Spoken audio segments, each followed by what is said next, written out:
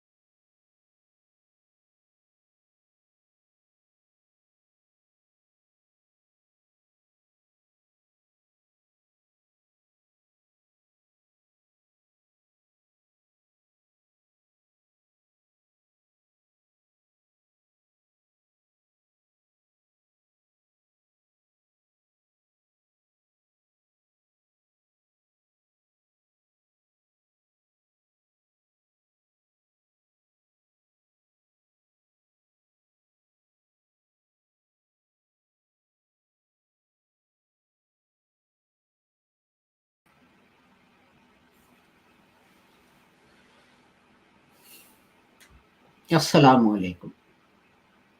Today it's Monday, the 23rd of January 2023, and in our series Reflections on the Holy Quran, this is broadcast number 387. And today we are starting with chapter 2, verse 107. So this is the first broadcast about use of the words in that verse of the Holy Quran.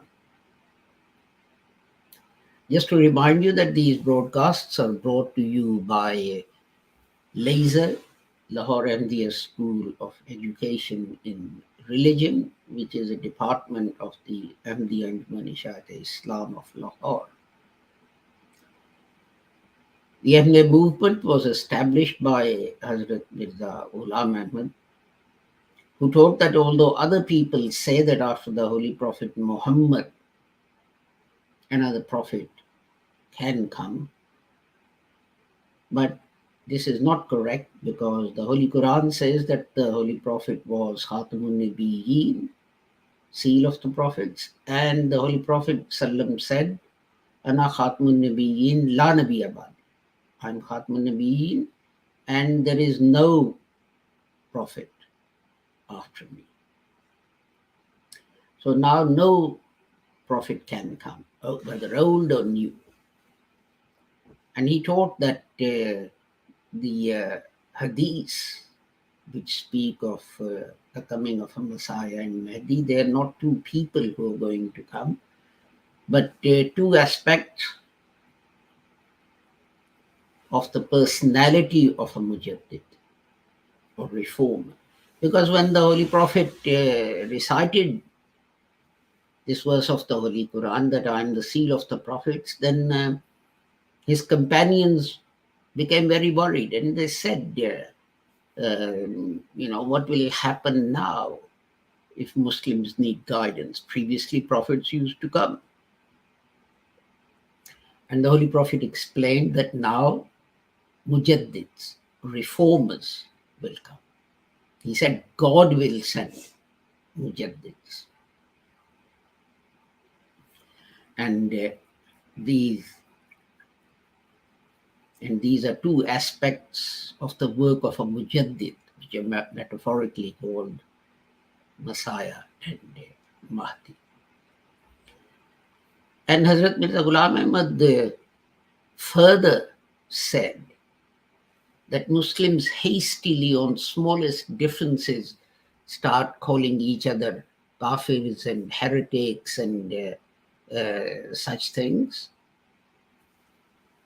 But the Holy Prophet Muhammad said that if one reciter of the kalima says to another reciter of the kalima that you are a kafir, then this edict returns and falls upon the person saying it.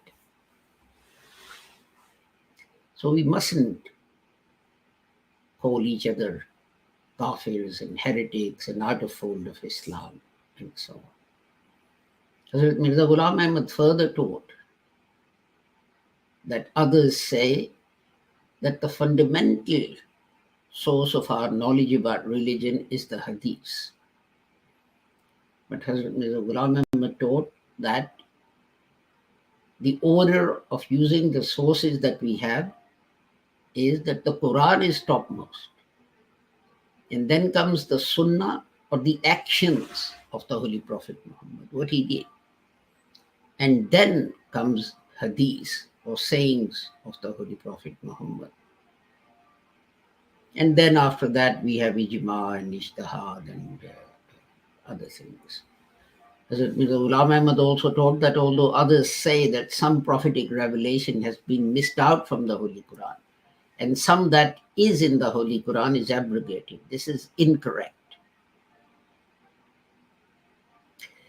No part of the prophetic revelation is missing from the Holy Quran, and no verse of the Holy Quran, no part of the Holy Quran is abrogated. People believe that even up to 512 verses of the Holy Quran are abrogated, which is an astonishing statement coming from Muslims.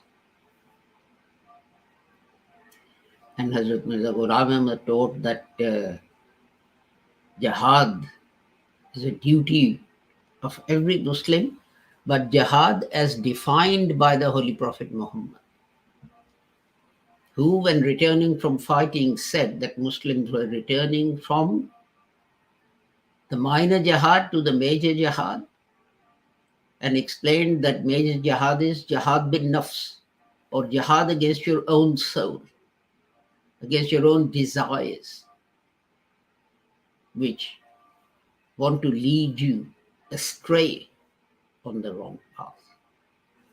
So with that, let's look at what we're going to discuss today. As I said, it's chapter 2, verse 107. أعوذ بالله من الشيطان الرجيم بسم الله الرحمن الرحيم ألم تعلم أن الله له ملك السماوات والأرض وما لكم من دون الله من ولي ولا نصير. Don't you know that Allah's is the kingdom of the heavens and the earth, and that besides Allah, you don't have any friend or any help. So today we are going to look at the first two words of this verse, which is alam and ta'alam. So let me try and find my notes on the computer.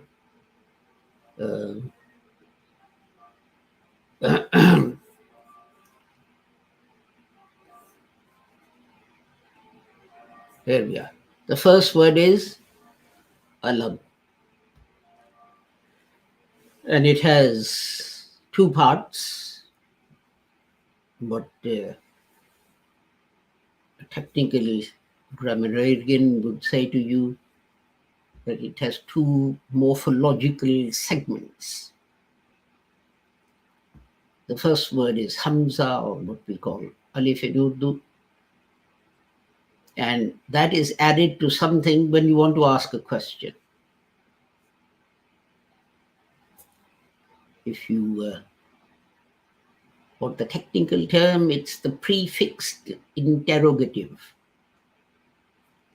So, is, are, do, etc. It's the equivalent for that. Is he coming? So that's an interrogative, that's a question. So that alif plays that role. And what it's questioning comes next. But in this case, it's the opposite.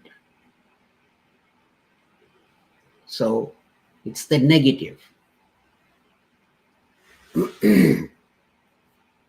So what we are not asking, is he coming, but we're saying, is he not coming, so to speak. And the next verse, where are we?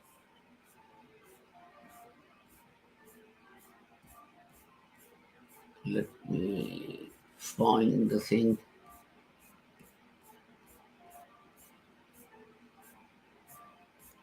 I'm scrolling across my notes to get back to the beginning. Actually, I've forgotten to do another thing, and that is put the verse up so that you can see it. But anyway, the root, the triliteral root of the next word is Ain Lam Mim. And 14 words based on that root occur a total of 854 times in the Holy Quran. So, trying to increase the size of the screen. Perhaps I'm at the maximum. 382 times, it's Alima. And 163 times, it's Alim. And 105 times, it's Ilm.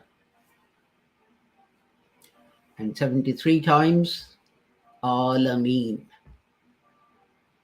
And 49 times, Alam. And 41 times, Allama. And what else have we got? 18 times, Alim. Sorry, no. 18 times, Alim. And 11 times as Ma'lum. And then lesser frequency.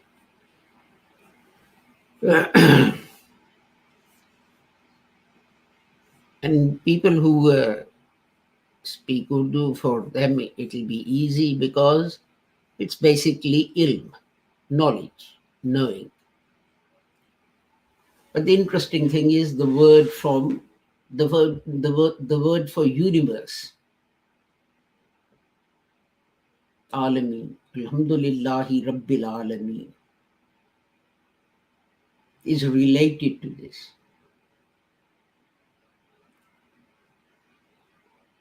But let's look at another interesting aspect for which we go to chapter 18, verse 65, where the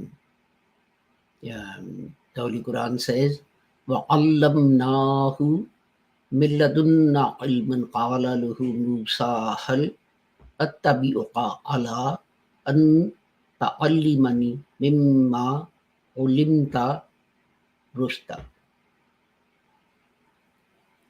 And he gave him knowledge from himself. And then the Prophet Moses said, from what God has taught you, can you please teach me some of the guidance and warnings that God has taught you? and I will accompany you. I'll stay with you for some time. Now, the interesting thing is that Moses was a great prophet. He was a prophet who brought the law. And Khizr was a non-prophet. And yet the Holy Quran tells us that the great prophet of Allah was sent with a non-prophet to learn some things, because God has taught that non-prophet some things that the prophet Moses didn't know and didn't have. Now, God could have taught Moses al-Islam directly, but he didn't. What could be the reason for that? I mean, I would suggest the reason is that God is informing us of what's called Sunnatullah, God's law, the way God operates. And that is that just because someone has been appointed a prophet, it does not mean that he knows everything. It does not mean that Moses knew about the theory of relativity and quantum mechanics and how to do a heart transplant and how to make an atom bomb and launch missiles and so on. The prophet's role and the knowledge he receives from Allah is restricted to what he is appointed for. Before the Holy Prophet Muhammad, all the prophets came for a particular nation for a particular time. And when that time was over, when there was need for new guidance, God would send another prophet. And that was what the companions, Raziullah Ta'ala, said to the Holy Prophet Muhammad used to happen. If no prophet is going to come now, what will happen?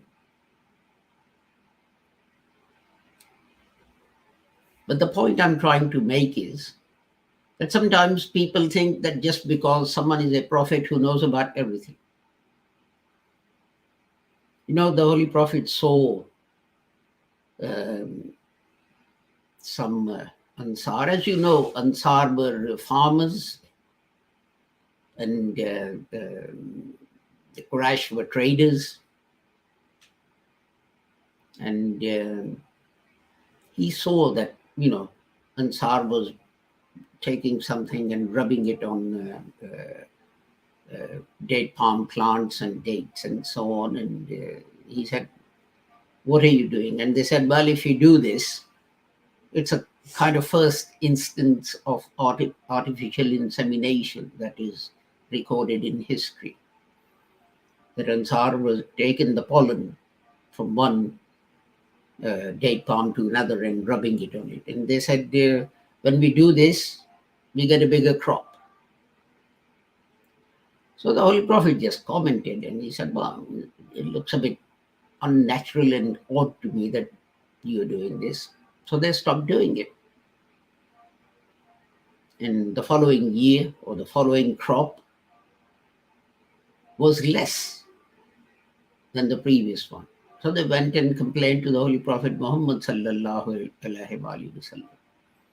And they said, "You told us not to do this and we didn't. And look, you know, our crops gone down." And the Holy Prophet said, "Well, I'm a trader. I don't know these things. But if it's causing you a loss, then carry on."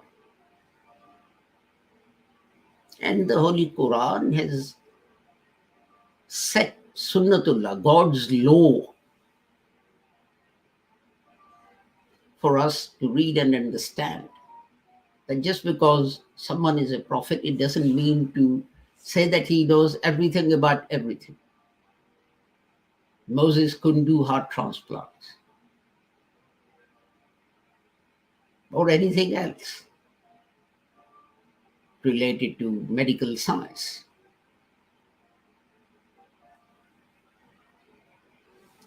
And some things were taught to a non-prophet, and he went to a non-prophet to learn these things. You see, sometimes people think it's some kind of an insult for a prophet that he goes and he has to learn things from non-prophets. No, it's not. Life of the Holy Prophet Muhammad sallallahu alaihi wasallam is full of instances. What about the peace at Hudaybiyah? Hazrat Umar Razillah Ta'ala would not accept it. He went to Hazrat Abu Bakr and he said, doesn't the Holy Prophet trust us that we have sworn an oath to lay down our lives for him? If he does, then why did he enter into this treaty? Then he went to another companion, then another companion, then another companion. And in the meantime, a revelation from Allah came saying, we granted you a clear victory. After that revelation from Allah, Hazrat Umar Razillah Ta'ala didn't say anything.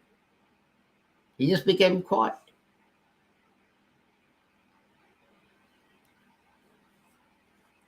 Now, why didn't the Holy Prophet say, I'm the Prophet of Allah, I know everything, I've signed it, I know what's best?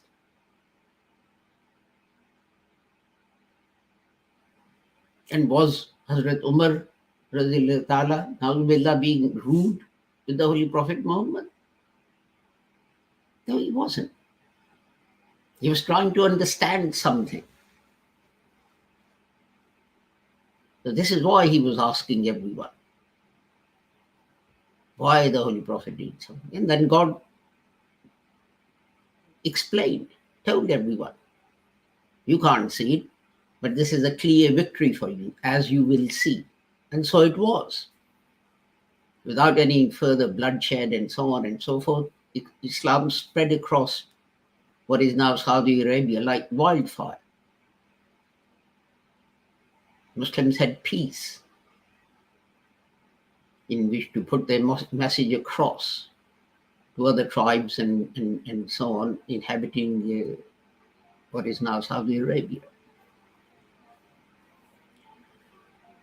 But the point I'm trying to make is that we have generally this strange idea that, a prophet knows everything and he doesn't need to ask a non-prophet anything. And there is another point in this that's worth pointing out. And I mentioned this earlier on, that Hazrat Khizr was given this knowledge by Allah. And Hazrat Musa, Moses, was not given this knowledge. So obviously this is knowledge that you can't attain, that you can't learn, unless God reveals it to you. And again, as I said, Hazrat Musa, Moses was there, but God didn't tell him. God told Hazrat Khizr. And it is by pointing out such things that God informs us of Sunnatullah, of God's law, of how things work. And, God says in chapter 58, verse 11, وَالَّذِينَ أُوتُوا الْعِلْمَ دَرَجَاتٍ. And those who are given knowledge, God will raise their station.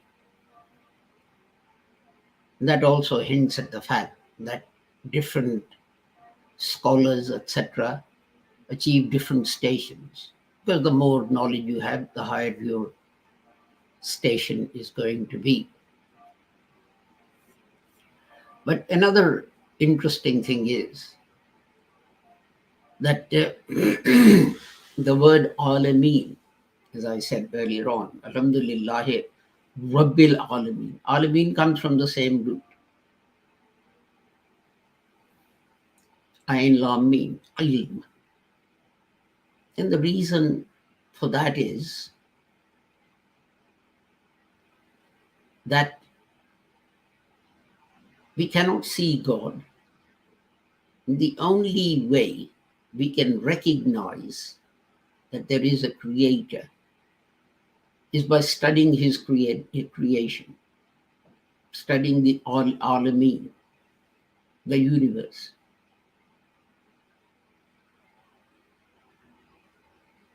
Because that leads us to the conclusion that there has to be a God. I mean, if you see something, I don't know, Wright brothers make the first aeroplane, they're not there, and you happen to come by that plane, what would be the first question in your mind?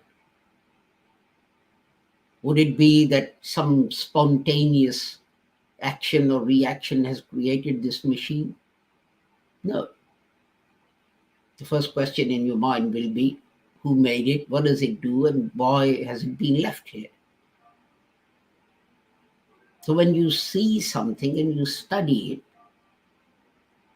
that tells you something about the person who created it, particularly the creator, Allah, because we can't see him. So by studying this universe, various aspects of it, in fact, what they do in Arabic is that each section relating to different things, they call it alim. Alim al-insan, universe of humans. Alim ma, universe of water. And so on it goes. So it goes on. So the idea is that those things which share qualities between each other, they form like one universe. And if you study them, then you will find that they lead you to the conclusion that there is a God. Because, the Big Bang Theory says that initially there was nothing. There were no stars, and there were no planets, and there were no moons, and there was nothing. All the matter in the whole universe was concentrated in one point. And then suddenly there was an explosion, or that point split, and the matter started to spew out. And the suns and the moons and the planets and God knows what else was created. But the question that comes to mind is, where did that matter come from? If you look at the universe, it's huge. It's so big that it's beyond our conception.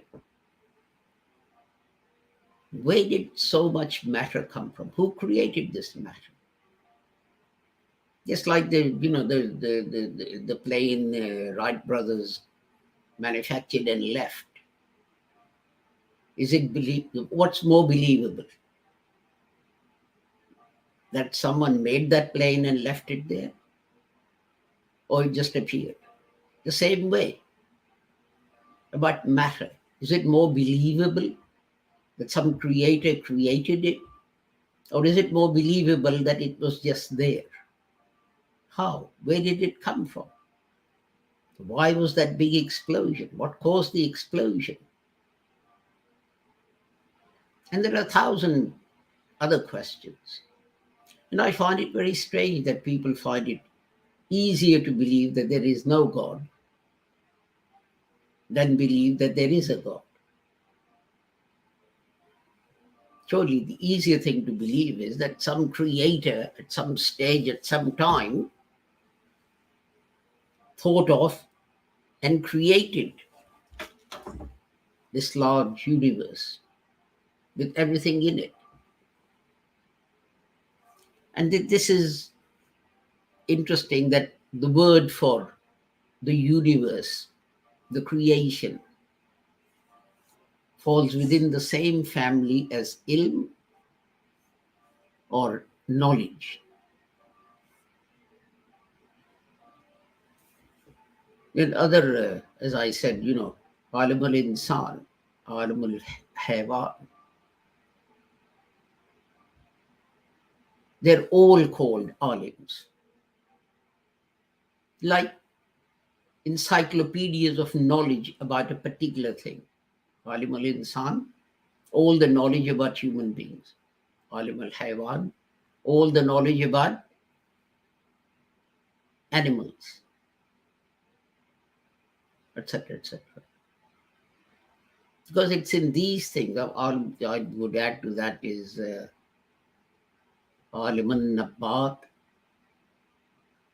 that is the universe of the fruits and vegetables and things, plants. Because it's by studying these things, looking at these things, that we get to God. And remember, these things depend on each other. Humans depend on animals. Animals depend on grass and vegetation and so on, and other animals, etc.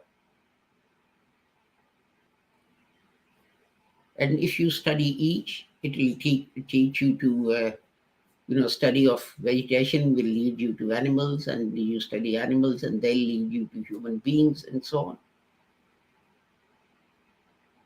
And then you begin to discover rules upon which the whole universe depends.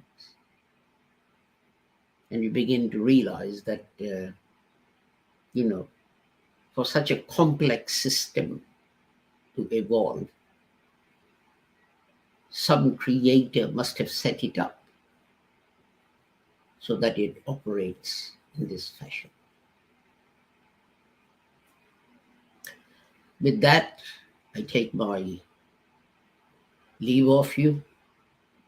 Inshallah, we'll meet again tomorrow and we will carry on with the next word or two from this verse of the Holy Quran. Assalamu alaikum, Khuda Hafiz, and goodbye.